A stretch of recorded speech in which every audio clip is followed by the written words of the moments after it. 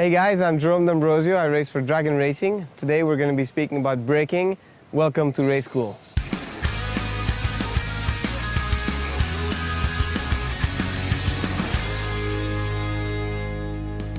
So ABS is a system that prevents you from locking wheels during the braking, and why we don't have it in Formula E, it's because it's more challenging for the driver and thus is making the show more interesting for the spectators. So why do we lock wheels when we're braking? Is because we're trying to brake as late as possible, thus braking harder as possible, and at one point the tires don't have enough grip to sustain that, and this is why at one point you lock the wheels. So there are different consequences in locking a tires. The first one can be simply crashing out of the road, and the second one could be flat spotting the tire. So what happens at that point is that you get a flat spot on the tire, the car starts to shake and vibrate and makes the life of the driver very difficult. Sometimes if you have such a big one, you have to come in the box and change tires. So what you have to do when you're starting to lock up a tire is you have to start releasing the brake pressure by sequence and reapplying it, so that you're practically doing what the ABS does for you in a normal road car, but you're doing it manually. When people think about racing, they think about going fast in the corner and you can apply the throttle as early as you can and so on, but the single most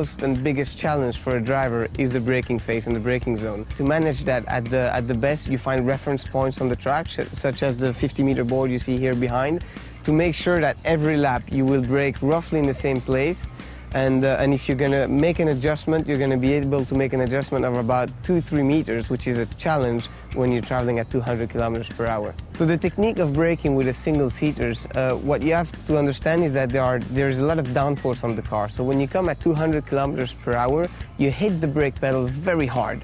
But then as you lower the speed, you will lose a little bit more downforce, you will lose grip. So it's all about finding how quickly and how late you can keep the brakes on without locking the front tires. To overtake someone, you have different techniques that you can apply in terms of braking. During the braking zone, releasing a little bit the brakes, trying to get that little extra speed and overtake the guy. Thanks for watching. Hope you learned a little bit more about braking. And if you have any other questions, please drop your comments below. See you next time.